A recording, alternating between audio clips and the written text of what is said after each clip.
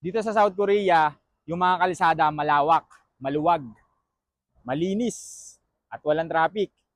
Meron din silang mga flood control project, pamparegulate ng agos para pag umulan ng malakas, hindi babaha. At doon naman sa hindi kalayuan, merong park, merong basketballan, meron ding mga bike lanes kung saan pwede kang maglakad-lakad at mamasyal. Tingnan naman natin yung public CR nila na hindi kinurap. O kita nyo? Pang aesthetic, boy! Take note ha, public CR yan, walang bayad. Pasok naman tayo sa loob. O, di ba? Malinis. Mabango. Yolo. Ay, hindi mo na din kailangan magpa-membership sa gym dahil libre na ang mga exercise equipment dito.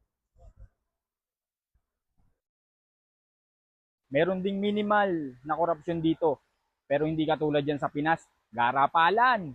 Alam mo kung bakit hindi masyadong laganap ang korupsyon dito? Mataas ang transparency nila. At saka mahigpit ang batas nila dito.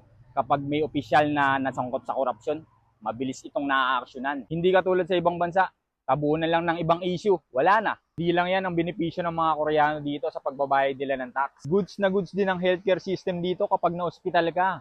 Halos yung total na bill mo, 20% lang ang babayaran mo. Napakamura at napaka-convenient din ng transportation dahil halata mo ginasusan ng gobyerno. Mga expressway, mga tunnel, at lalo na ang mga subway. Siguro kaya din sanang sumabay ng Pilipinas sa pag-unlad ng South Korea kung walang masyadong mga buhaya.